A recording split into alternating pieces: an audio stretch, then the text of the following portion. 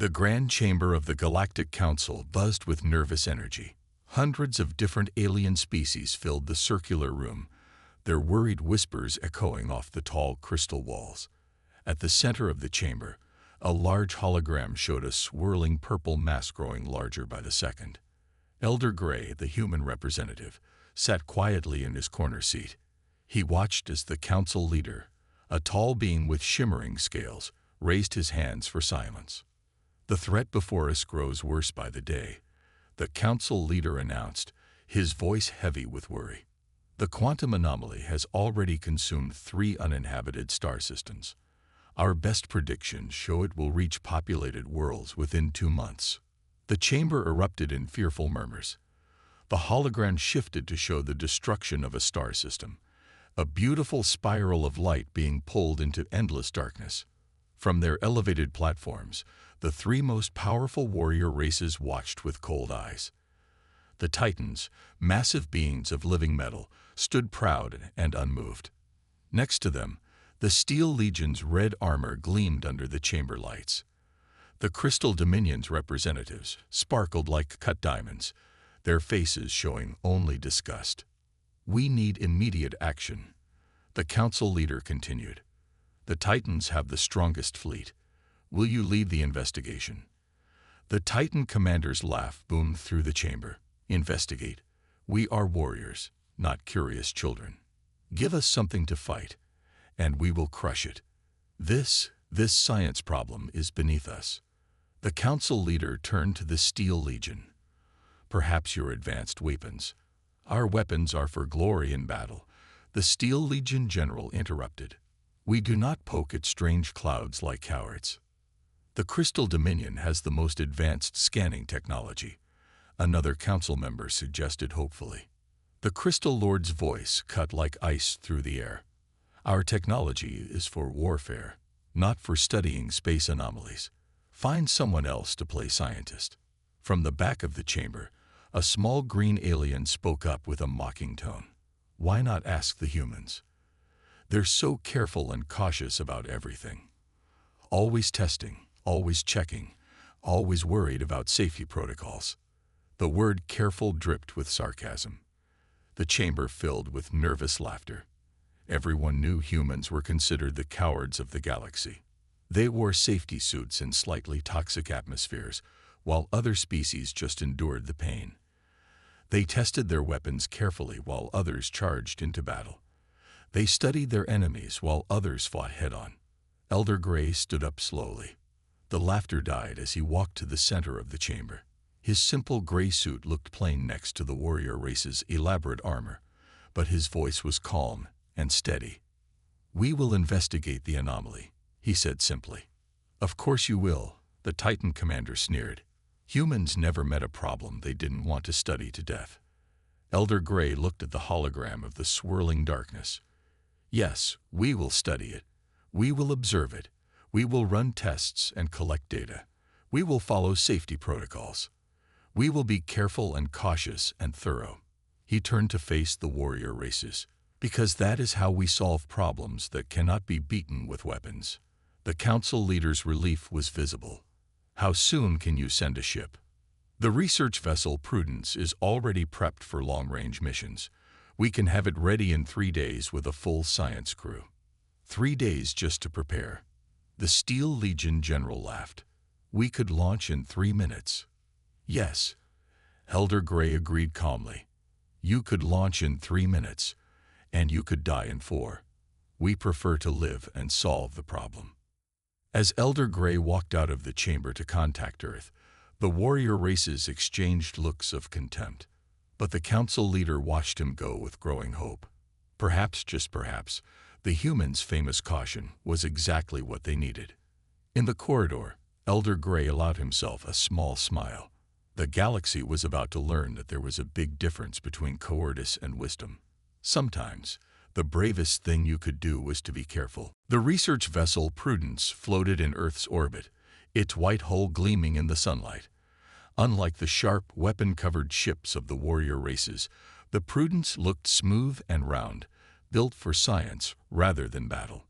Captain Tom Miller walked through the ship's main corridor. checking each safety seal personally. Some called him too careful, but in his 20 years of space exploration, he had never lost a crew member. He stopped at each workstation, watching his crew double-check their equipment. Third check of the quantum sensors complete, Captain. Dr. Anna Reed reported, looking up from her screens. Her workspace was covered in sticky notes with reminders about safety procedures. All backup systems are green. Good, Miller nodded. And the shields, Cooper? Engineer Jack Cooper emerged from under a panel, his tools neatly organized beside him. Triple layered and tested, Captain. Main shields at 100%, backup at 100%, and emergency shields ready if needed. He grinned. The warrior races would call us cowards for having 3 shield layers, but I like breathing. The ship's AI spoke through the speakers. Captain, we have visitors. A Crystal Dominion ship is approaching. Miller sighed. On screen, the wall display showed a beautiful crystal ship, its surfaces reflecting starlight like a diamond. A crystal lord's face appeared on the screen, his perfect features twisted in a smirk. We came to watch the careful humans prepare, the crystal lord said. 3 days to check your equipment. Our warriors would have solved this problem already. Miller smiled politely. Perhaps, but we prefer all our crew members return alive. Speaking of safety, your ship is 7 meters inside our safety perimeter. Would you mind backing up a bit? The Crystal Lord laughed but moved his ship back. You humans and your safety perimeters. The galaxy burns while you check your sensors. Better to check sensors than explode, Cooper muttered, closing the panel he was working on. After the crystal ship left, the crew gathered in the main science lab. Dr. Reed pointed to the latest scans of the quantum anomaly. It's grown another 12% since yesterday. But look here. She pointed to a pattern in the data. It's not random growth. There's something almost deliberate about it. The warrior races would have missed that, Miller said. Hard to notice patterns when you're busy shooting at things. The ship's eye spoke again. Captain, all systems are checked and ready. Pre-launch checklist is complete. Backup checklist is complete. Emergency checklist is complete. Thank you, Miller said. All crew, final positions please. The crew moved to their stations, each one following carefully planned procedures. No rushing, no hurrying, just smooth, practiced movements. Prudence to Earth Control, Miller called. Request permission for launch. Permission granted, Prudence, came the reply. Show them what human caution can do. The ship lifted smoothly from orbit, its engines humming quietly. On nearby ships, alien observers watched with mixed amusement and contempt as the Prudence went through its lengthy launch sequence. Look at them. A Titan warrior laughed on an open channel. Testing engine temperature before each burn. Checking radiation levels every minute. Such fear. Miller ignored the comments, focusing on his crew. Dr. Reed, start long-range scans. Cooper, monitor shield harmonics. Let's show them how humans handle a crisis. The Prudence moved steadily toward the quantum anomaly, maintaining what the warrior races called a ridiculously safe distance. But as they approached, their careful sensors picked up details the other races had missed. Captain, Dr. Reed called out, excitement in her voice. These readings, the anomaly isn't just destroying systems, it's changing them somehow. We're picking up patterns that only show up on our most sensitive instruments. The ones we spent 3 days calibrating. Cooper asked with a grin. The very same, Reed nodded. If we had rushed in, we would have missed it completely, Miller finished. He looked at the main screen where the purple swirls of the anomaly danced. This is why we take our time. This is why we check everything. Because sometimes, the smallest detail can save entire worlds. The Prudence continued its careful approach, its cautious crew unaware that they were about to prove that humanity's greatest weakness might just be its greatest strength. The Prudence floated at a safe distance from the quantum anomaly, its sensors quietly gathering data. Inside the main science lab, Dr. Reed stared at her screens with growing excitement. 3 days of careful observation had revealed something extraordinary. "Captain," she called out, "you need to see this." Captain Miller floated over to her station. The screen showed complex patterns of energy flowing through the anomaly. What had looked like random purple swirls to everyone else now showed clear organization under their careful instruments. "It's not destroying the stars," Reed explained, pointing to her data. "It's eating them. But not like a monster, more like a living thing eating food." Cooper joined them, looking at the readings. "You mean it's alive?" "Not just alive," Reed said. "It's intelligent. Look at these patterns. It's choosing specific types of stars, moving in ways that save energy. It's being efficient." Miller frowned. "If it's intelligent, then attacking it would have been a disaster," Reed finished. "The warrior races would have made it defend itself. Their weapons would have been like poking a bear with a stick." The ship's AI displayed new data on the main screen. Energy analysis complete. The anomaly's growth rate increases by 400% when exposed to aggressive energy patterns. "Like weapon fire," Cooper said quietly. Miller tapped his communication panel. "Miller to Galactic Council. We have important findings to report." The council chamber appeared on their screen. The warrior races were there, looking bored. The council leader leaned forward with interest. "What have you discovered by hiding at a safe distance?" the Titan commander asked mockingly. Miller nodded to Dr. Reed, who shared her data. The council chamber fell silent as the information appeared on their screens. "The anomaly is a living entity," Reed explained, using simple terms. "It feeds on stellar energy. But it's intelligent. It chooses its food carefully. Most importantly, it reacts strongly to aggressive energy." "Meaning?" the council leader asked. "Meaning," Miller said, "if anyone had attacked it, they would have made it grow much faster. It would have seen the attack as a threat and consumed more stars to defend itself." The warrior races shifted uncomfortably. The Crystal Lord spoke up. "You expect us to believe this thing thinks?" Cooper brought up more data. "We've been tracking its movements. Look at how it changes direction to find the most efficient path between stars. That's not random. That's planning." Dr. Reed pointed to another pattern. "It also avoids high population areas when it has a choice. It's not malicious. It's just hungry." The Steel Legion general laughed harshly.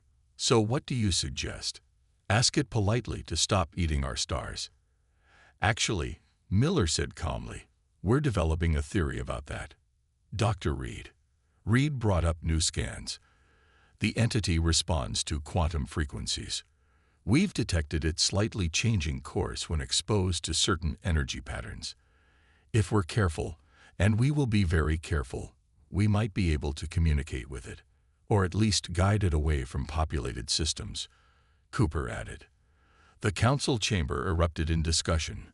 The warrior races looked skeptical, but the council leader raised his hands for silence. "How long will you need to test this theory?" he asked. "We'll need at least a week to run proper safety checks and small-scale tests," Miller replied. "A week?" the Titan commander boomed. "The anomaly could eat 3 more systems by then." "Better than watching it eat 30 systems because we rushed in unprepared," Miller responded firmly. "We'll do this right, or we won't do it at all." The council leader nodded slowly. "Proceed with your careful approach, Captain. It seems human caution may have saved us from a terrible mistake." As the transmission ended, Miller turned to his crew. "Let's prove them right. Start the testing protocols. Safety measures at maximum." "Already on it," Cooper said, bringing up the testing schedules. "I've added extra backup systems, just to be safe."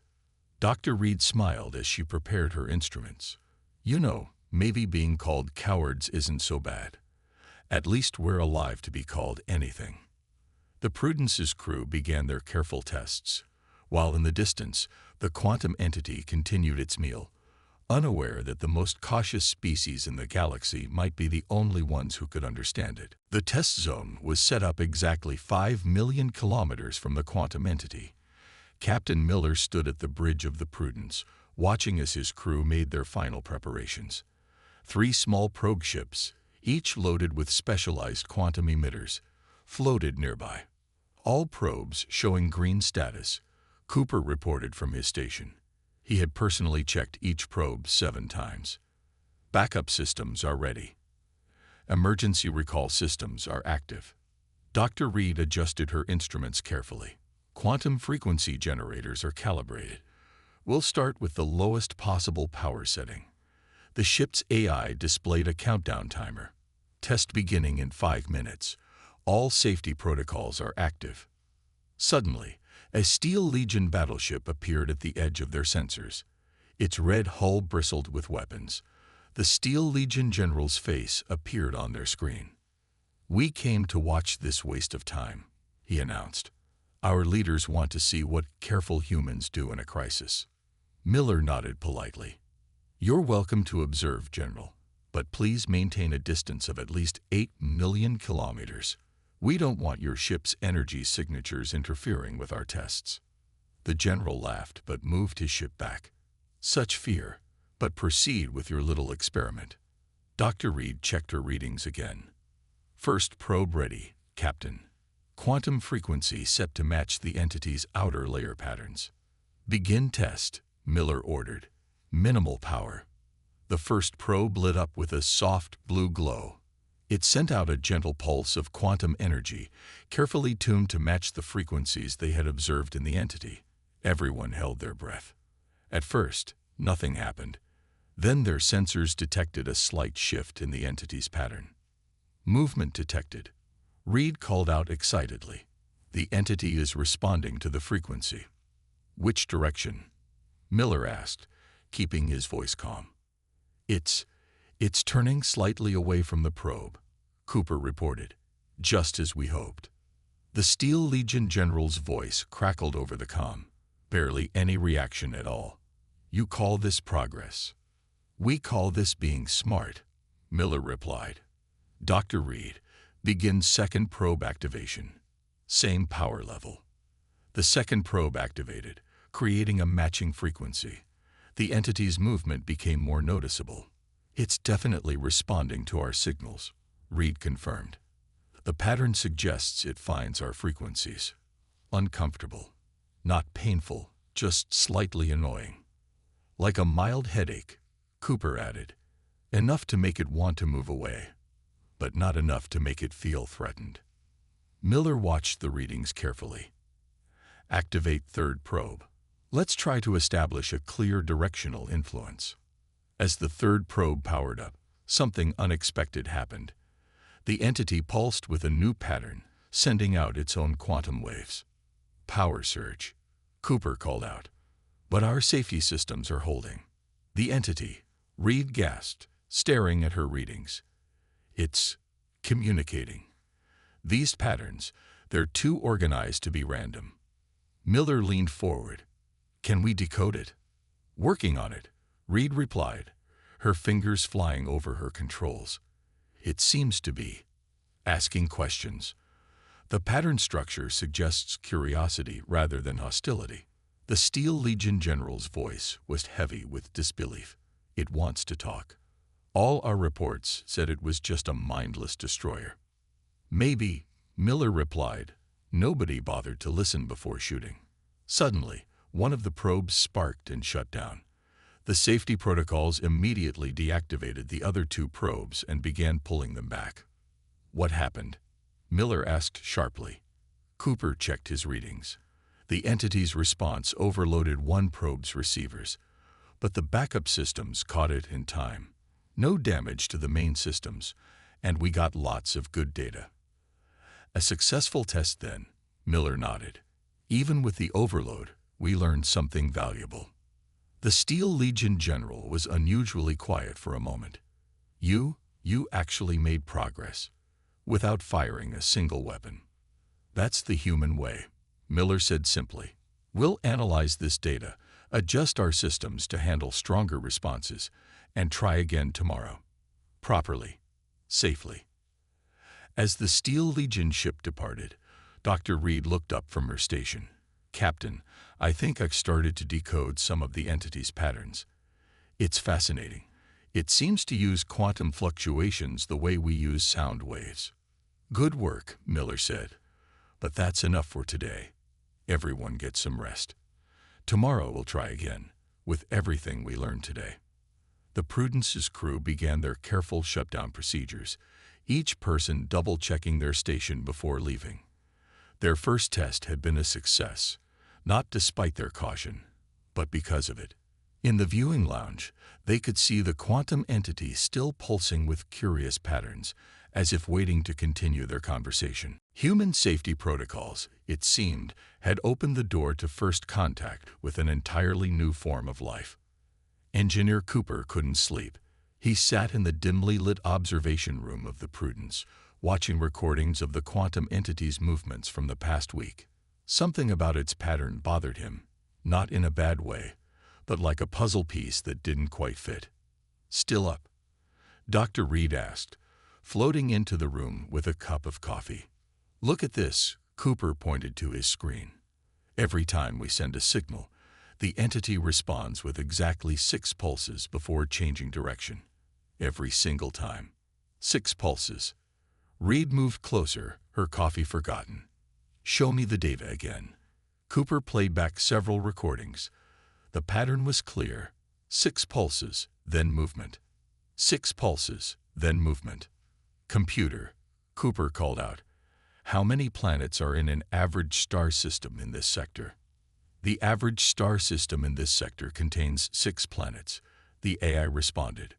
Cooper and Reed looked at each other, their eyes wide. "Wake the captain," they said together. 10 minutes later, Captain Miller stood in the observation room, watching the recordings. The entire night shift crew gathered around the screens. "It's not just moving randomly," Cooper explained excitedly. "It's counting. 6 pulses for 6 planets. It's telling us where it's going." Dr. Reed pulled up more data. "And look at the frequency patterns when it pulses. They match the atomic structure of the main elements in each star system. It's not just eating blindly. It's analyzing the composition of each system." Miller studied the data carefully. "Can we use this? Find a way to guide it towards uninhabited systems with the right composition?" "Better than that," Cooper said. "I think we can talk to it. Really talk to it. Show it where to find what it needs without endangering populated worlds." The ship's AI spoke up. "Incoming transmission from the Crystal Dominion observation vessel." The Crystal Lord's face appeared on screen. "Our sensors detect increased activity. What are you humans doing now?" Miller smiled. "We're learning to speak a new language. Would you like to observe our next test?" Hours later, the Prudence had positioned itself carefully. Ships from all 3 warrior races watched from a safe distance as the humans prepared their new approach. "Quantum emitters reconfigured," Cooper reported. "Instead of trying to push it away, we'll show it where to go." Dr. Reed nodded, sending first message now. 6 pulses, matching the atomic signature of the nearest uninhabited system. The entity stopped its movement. For a moment, nothing happened. Then it pulsed back, 6 times. "It's responding," Reed exclaimed. "Same frequency pattern." "Now for the real test," Miller said. "Show it the path." Cooper activated a series of carefully placed probes.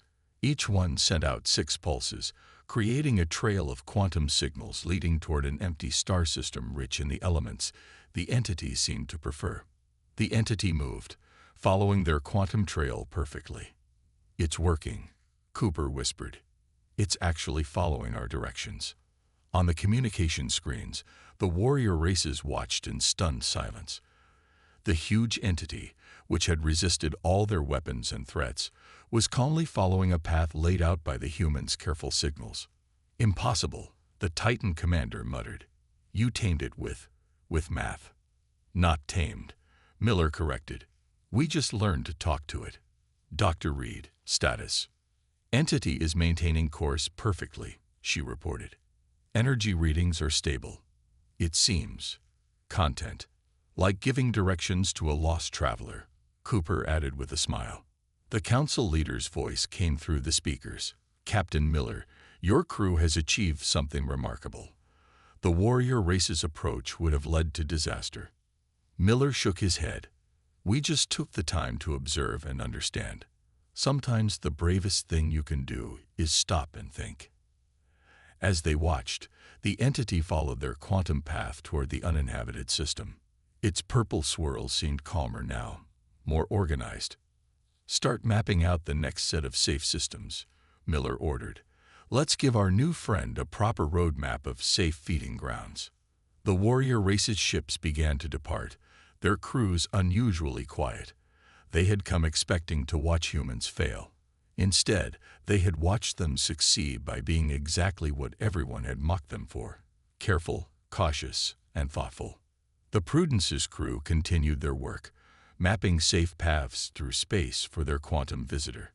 Sometimes, it seemed, the best way to handle a crisis wasn't with weapons or bravery, but with patience, understanding, and the courage to take things slowly. The Galactic Council chamber buzzed with activity as Captain Miller presented the Prudence's findings.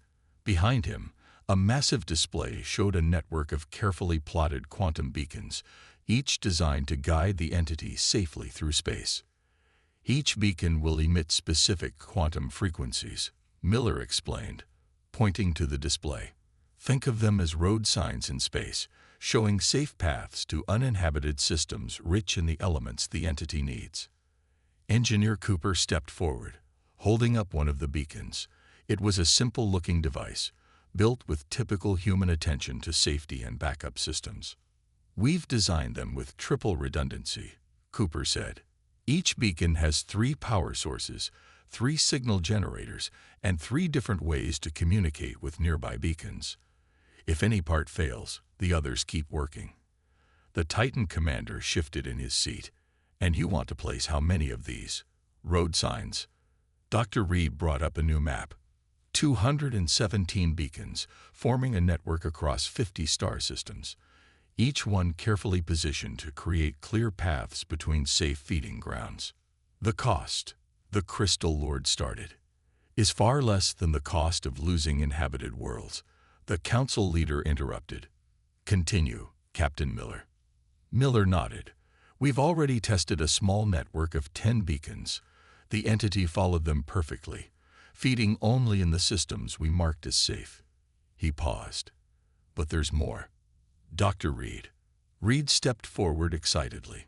"The entity doesn't just follow the beacons, it's learning from them. It's starting to recognize our markers for inhabited systems and avoiding them on its own. It's not just following directions, it's understanding them." The council chamber filled with murmurs.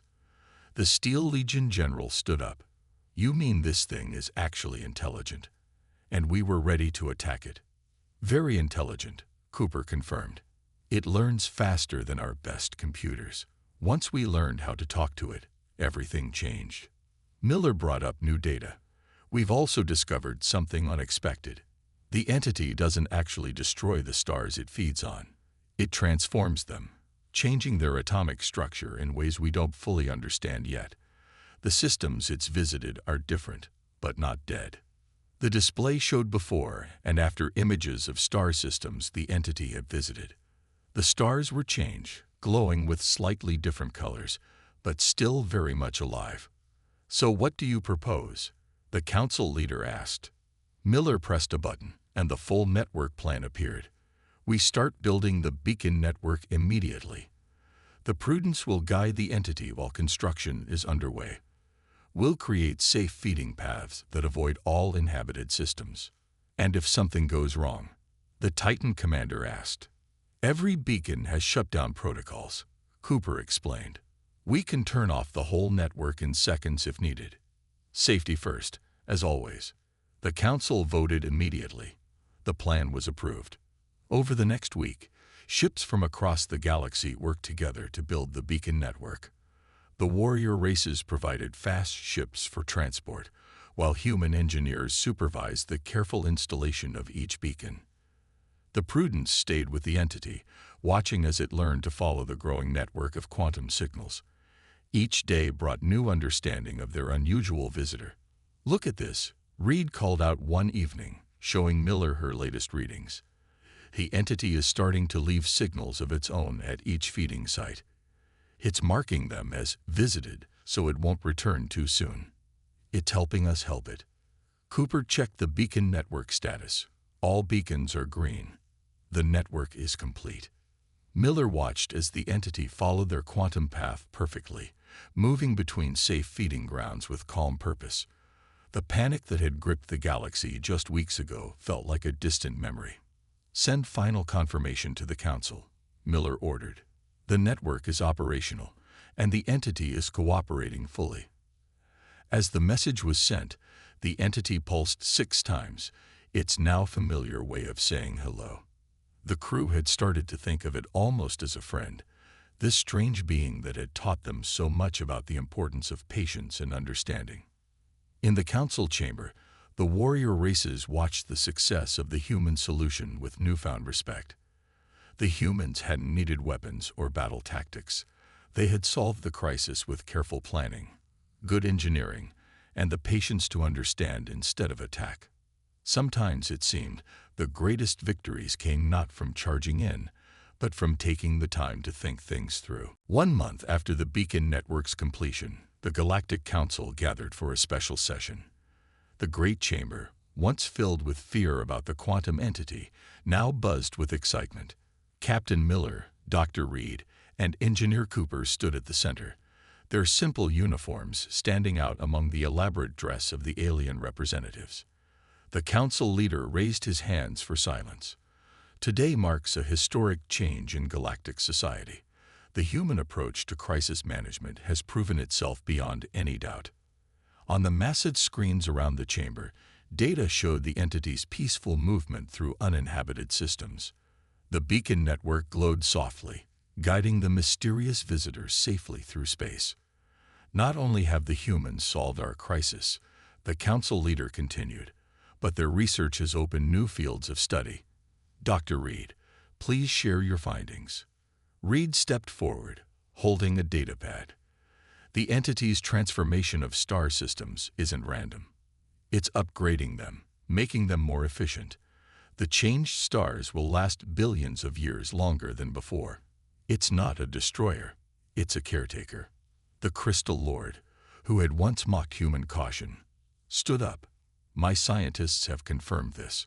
The entity is actually improving the systems it visits. If we had attacked it, we would have lost this opportunity." The Titan commander finished, his metallic face showing unusual humility. The human way was right. Cooper displayed the latest beacon network data. The network now extends to over 300 systems. The entity helps maintain it, marking safe zones and warning us about unstable regions. It's become a partner in space exploration. The Steel Legion general spoke next, his voice carrying across the chamber. "We were wrong about humans. We called them cowards for being careful. We mocked them for checking everything 3 times. But their caution saved us all." Miller listened quietly, remembering the early days when the warrior races had laughed at human safety protocols. Now those same races were asking for human advice on crisis management. The council leader raised his hand again. By unanimous vote, the council has created a new division, the Galactic Crisis Response Team. "Captain Miller, will you lead it?" Miller stepped forward. "On one condition," he said, "that we maintain our human approach. Safety first, understanding before action. No shortcuts." "Agreed." The council leader nodded. "In fact, we want to make human-like caution the standard for all crisis response across the galaxy." The chamber filled with approving murmurs. The same species that had once mocked human carefulness now wanted to learn it.